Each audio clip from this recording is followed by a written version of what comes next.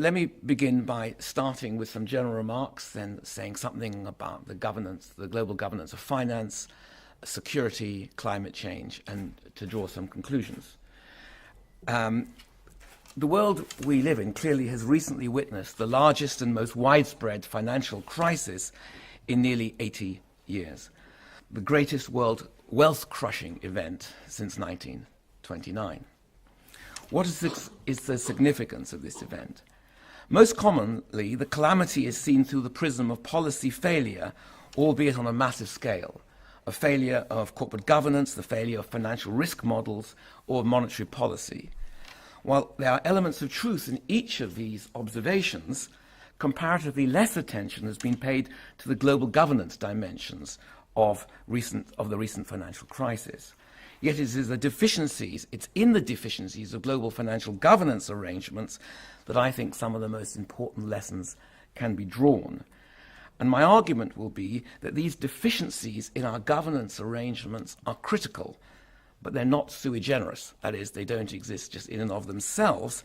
There are parallel worlds of deficiencies in other key sectors as well, and I just take two here in security and climate change. It is now increasingly acknowledged that complex global processes, from the financial to the ecological, connect the fate of communities to each other across the world. I call this a shift in national communities of fate to a world of overlapping communities of fate, where the fate and fortunes of countries are increasingly enmeshed. Global interconnectedness means that emerging risks or policy failures generated in one part of the world can travel quickly to another and affect those who've had no hand in their generation whatsoever. The problem-solving capacity of the existing system of global institutions is in many areas not effective, accountable, or fast enough to resolve many of the global dilemmas we now face. What I call the paradox of our times refers to the fact that the collective issues we must grapple with are of growing cross-border extensity and intensity, and yet the means for generating these are weak and incomplete.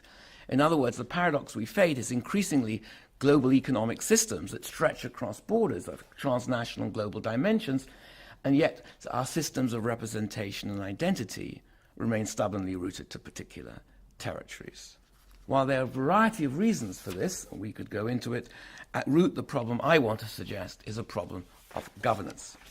While a number of then huge global risks emerge that transcend the division between the domestic and the international, the character and scope of our global governance institutions are simply insufficient to deal with the nature of these risks.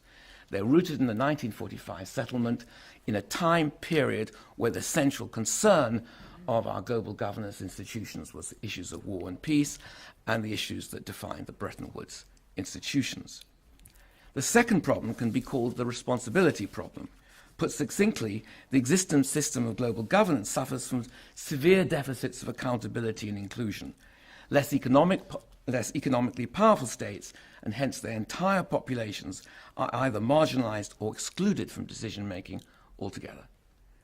It's impossible to understand the pace and character of globalization after 1989 without focusing on the role of international banks. They integrated national financial systems into a world system revolving around New York and London, forcing the pace of deregulation and forcing the pace of the removal of capital controls, while simultaneously creating an array of new financial products that seem to solve long-standing conundrums over risk, the perfect answer to the problems of risk. Credit default swaps, it was thought, would insure against default risk and could be traded. Structural investment vehicles created an artificial spread of assets in which to invest, and thus, again, it was thought, lowered risk. What was developing was a single global market in which financial transactions represented many times global GDP, affording rich possibilities for profit while seemingly spreading the risks for each and every investor. This system supported the growth of multinationals and trade flows and also enormous profitability. It created and left a huge stock of financial assets, totaling in excess of $200 trillion, very much more gross. However, the leverage it depended upon was and is unsupportable and creates systemic instability. As Martin Wolf, the IMF, and the World Bank, among others, have all noted, The last 30 years of financial liberalization has been a story of increasing crises, starting in the periphery, Latin America, and then Asia, before ending up bang in the center. In my judgment, a new way ahead in global governance, in any of the domains I have plotted and many others besides, cannot be found without representative and effective institutions at the global level. It was Max Weber who said that institutions, this is the point, that institutions are determined by the sources of their revenue. That institutions are determined by the source of their revenue. And to apply that to the modern state, he said, you can't have a modern state in which the taxation structure depends on the voluntary donation of the rich, and the representative structure depends on the representation of the rich. The two tests apply to the modern states, as it were, as tests of their modernity. One, a universal system of taxation, and a universal system of representation. Yet at the global level, throughout most of our institutions, these institutions fail these tests. In my view, effective global governance institutions will only be found once there are new streams of resources available to fund them, for example, through a global financial transaction tax or carbon tax that give these institutions some independence. To finally conclude, can the 1945 multilateral order be reforged and rebuilt to reflect the changing balance of power in the world, the shift of power to the East, and the new voices of East and non-state actors that have emerged with such force over the last few decades? The crucial tests ahead concern the creation of new, effective, just global deals on banking regulation and financial markets, on trade rules, on climate change, on the renewal of the Nuclear Proliferation Treaty, and so on. But these aren't tests for some remote future. They are actually tests now, and we seem to not be meeting any of them. These are tests for the here and now and not some remote future.